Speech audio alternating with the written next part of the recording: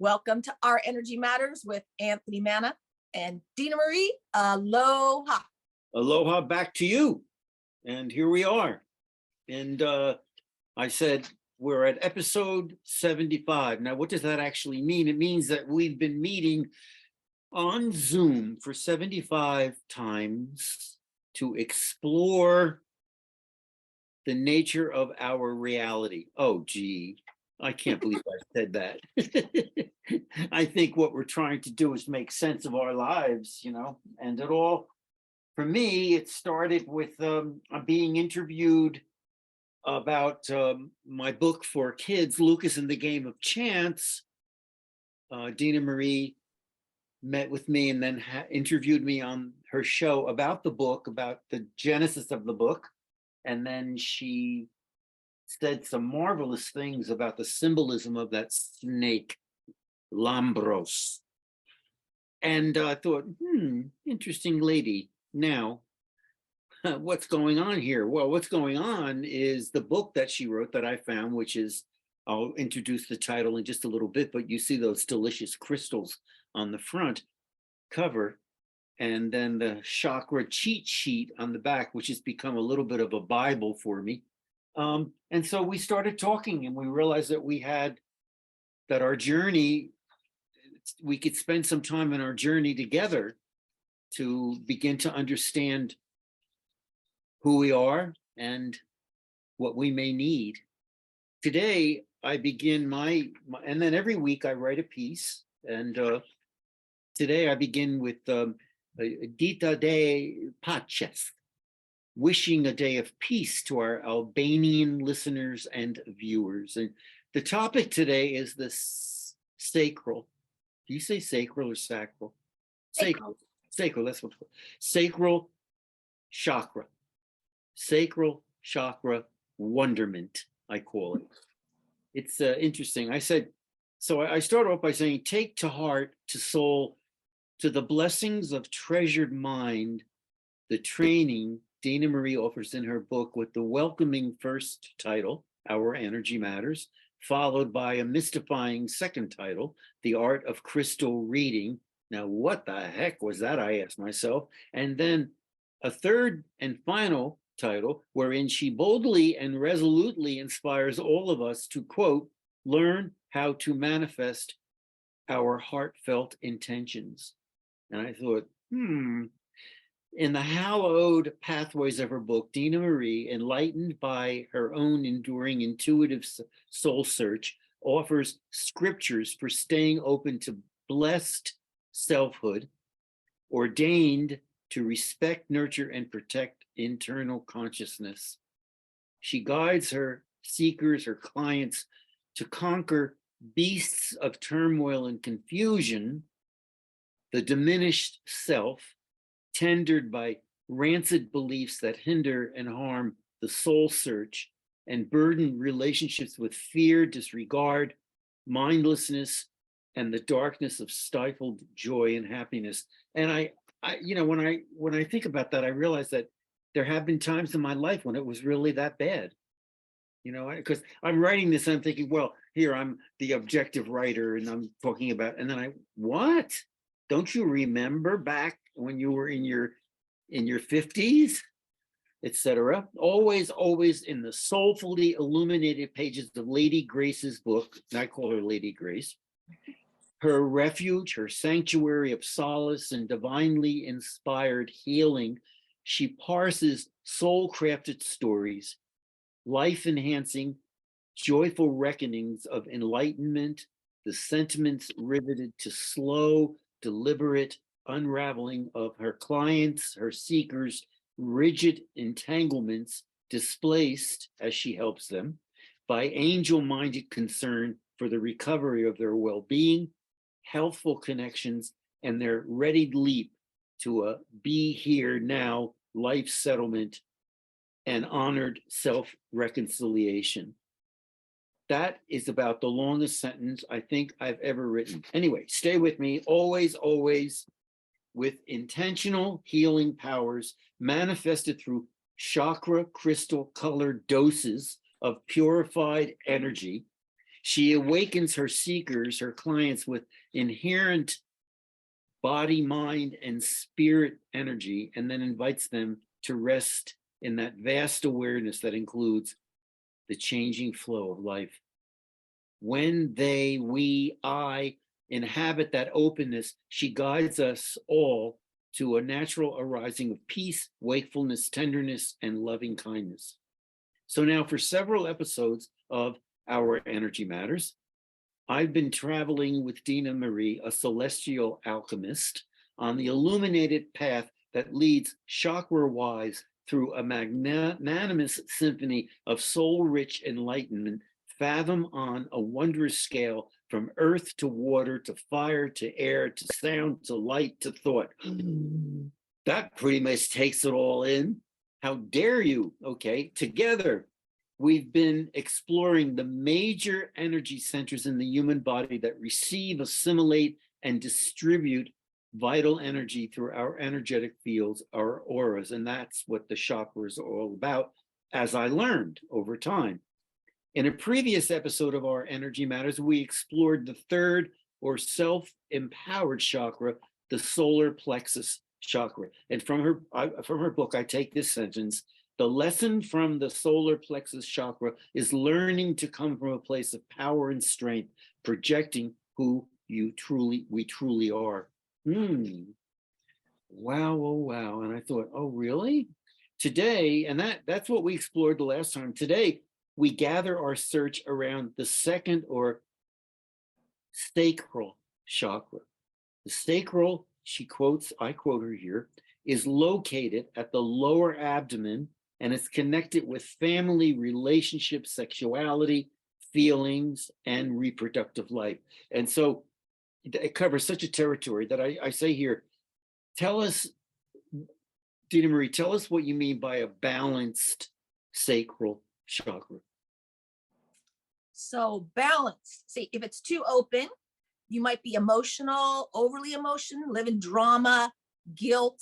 If it's too close, you might not be able to get close to people. You might push people away. So there's a balanced chakra would be, you have quality relationships with a few people. I call it your tribe. You know how to move your hips, be spontaneous, your sexuality, you're comfortable with it. And it could be that you know how to, it's pleasure. It's the pleasure center. So when I was super victimish, like I wouldn't give myself anything. It kind of connects with that heart chakra, the self-love. So when I told you I went dancing by myself and I didn't care if a man asked me and I went up there and danced to my own dance, that's a healthy sacral chakra. If I'm around, like during these couple years, my tribe is smaller, but the people that are in my life support me and value me. So that's the sacral. The sacral is your tribe. It's that pleasure center. And I mean sexuality by yourself. You really being in touch with your own, who you are, what you love to do. And it's also water related. So, you know, me and my beaches and my swims and taking a hot bath or drinking liquids, that's the sacral chakra, but it means going with the flow. No, okay. And so, I mean, the way you're talking right now, it leads me to the heart, mind, spirit remedies, your prescriptions in your book for purifying and balancing. Let's look now at the sacral chakra. And I go to page 52. It's standing up there reminding me. And so I go, and it's 2 pages filled with wonder. And here's the sacral. These are prescriptions and remedies. And you say at the end of each reading, and by that I mean you're with your clients when you read, I come up with what I call a chakra prescription. So let's go to the sacral. Take a bath, sit by water, stretch, swim, move your hips, dance, feel what others feel, drink liquids, be sexual, do something spontaneous, go to the ocean, join a group that you have an interest in, take a class for fun, adopt a pet, volunteer with children or the elderly. It's all outreach, you know, it's wonderful. It's all outreach.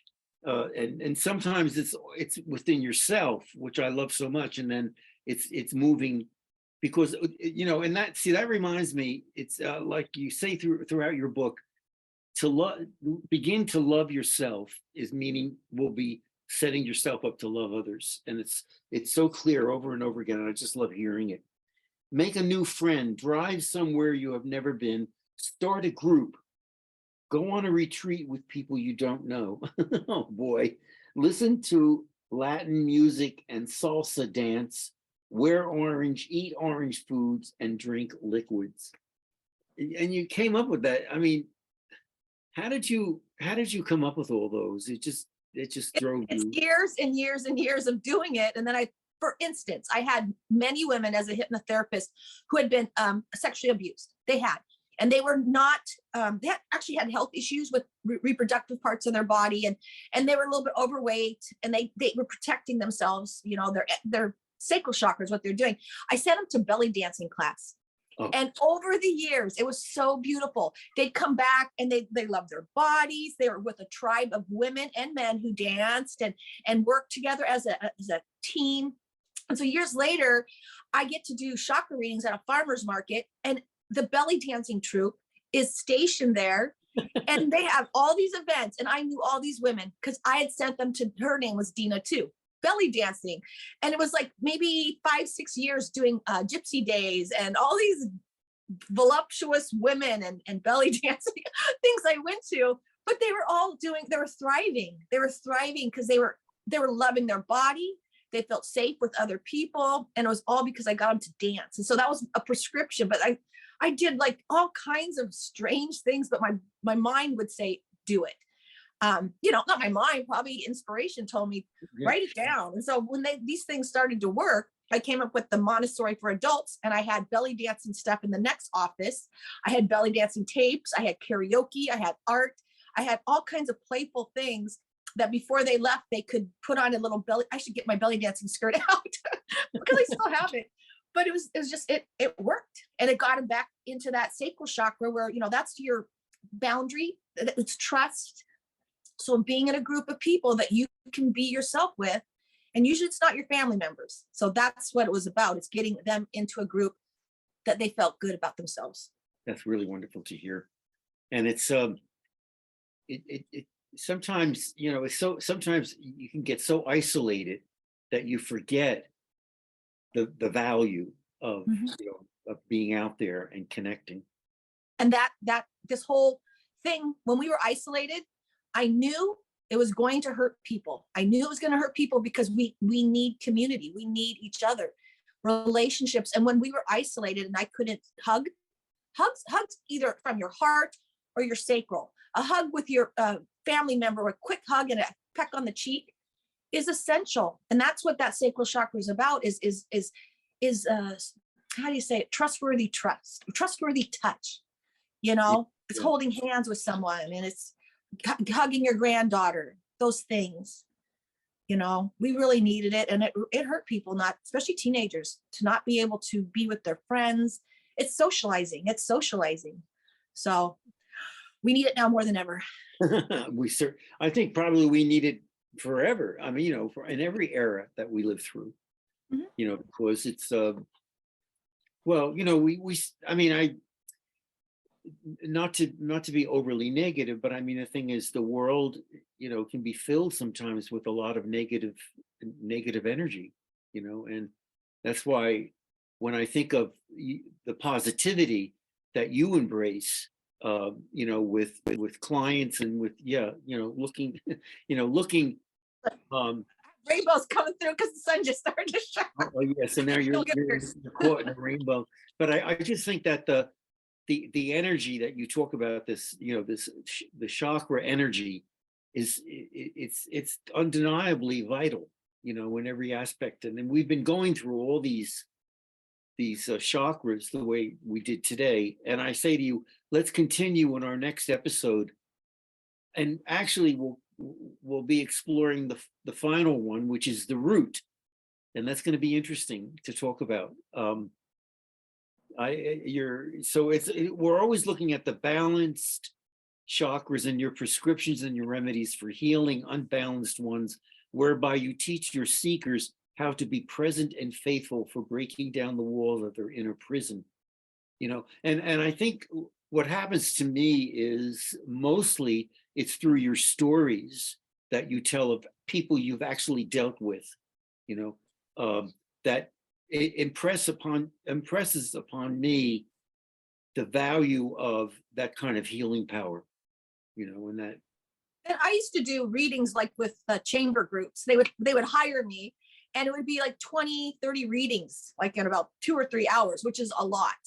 And I would have those little heart pieces of paper, little stickies, you know, and I'd write 3 prescriptions. And I can't tell you how many people through the years would pull it out of their wallet and go, Dena, this changed my life. Or they'll send me a picture of it in the book, or, and it's true. And I can't tell you what some of the things I said. Oh, I love one of the things that people would get upset about someone else, and they'd be blah, blah, blahing about this person. And I said, why don't you turn around and tell yourself the things you just said to yourself, and then see if that applies to you? And they'd be like, oh man, I'm talking to myself. But it'd be random.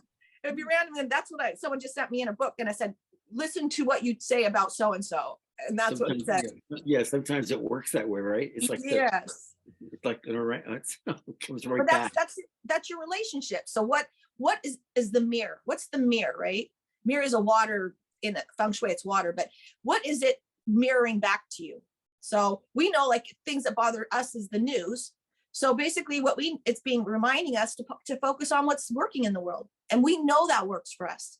So every time we see something that's irritating and makes us angry or judgmental, it's reminding us to go back to what's working in this world, count our blessings, set our intentions, and be the best person we can be. Yeah, there we go. And I'm going to leave you, I think along that theme, I'm going to leave you with a bit of wisdom from Ralph Waldo Emerson. And the quote I found was, he said, or he wrote, to be yourself in a world that is constantly trying to make you something else is the greatest accomplishment. And I kept thinking about that. I kept thinking about it in relationship to the way you heal people. Well, I start my book off with a client who said, Dena, do you know how hard it is to be myself? That's how I start my book. And I said, that's ridiculous. But it's true. And I was always trying to people please. And he goes, do you know how hard it is to be yourself? And I thought, wow, isn't that just sad? But that's how our society's built. Like, we see commercials saying how our teeth aren't white, or we're too fat, or whatever. There's everything wrong with us so that they can make money. And that's all it's about. It's about marketing and selling us crap we don't need. And if we could just sit with ourselves, you know, I had no mirror for the whole pandemic. Until my son's like, you don't have a mirror? You don't even know what you look like. I go, I do my face, but I didn't know, like, I couldn't try on clothes because we had no dressing rooms open. So I bought all these pants, whatever. And I never knew my butt looked fat in them because I didn't care. You know, and then he gets me a mirror. I'm like, damn, what happened? But it's nice just to be with yourself and not judge yourself or pick at all the things that are wrong with you. Yeah, that's a wise direction. If you want to move closer to Dena Marie's wisdom, then listen to her weekly radio show, Lift Your Spirits. Can all of you out there listening, can you understand why she calls her radio show Lift Your Spirits? I mean, I think it's pretty significant, and it falls right into place thematically and otherwise. 11:50 a.m. KKNW on Friday mornings out there on the West Coast. Her website is dena-marie.com, and you can find out about the radio show and a lot of other stuff there. She's very active, you know, on Facebook as well. And a lot of the time she'll offer some kind of an expression, a saying, an adage that will waken you up. And this is what I like about, especially about your book. So chakra energy blockages, prescriptions, plus also she offers startling photographs of the island she lives on out west.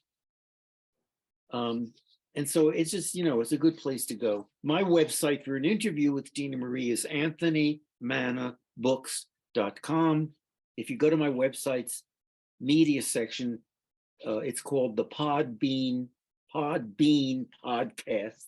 interviews, and you'll find a lot of interviews around authors and illustrators for children and young adults, because that's what my website is all about, is how do you get young people to know themselves through their reading and their writing, and also to understand the world around them, and maybe even understand how to change some stuff. So there we go. And I want to say that you're on my show February 3rd, 8 a.m. KKNW 1150. Oh, great. February the 3rd. Yo, I'm going to mark my calendar right now. Because it's interesting. Oh, I love it. Okay. Well, thanks a lot. And thank you, everybody, for paying attention, listening, whatever. And Dena Marie, you take good care. And until next week, I look forward to it. Till next week. Okay. Take care. Bye-bye. Bye.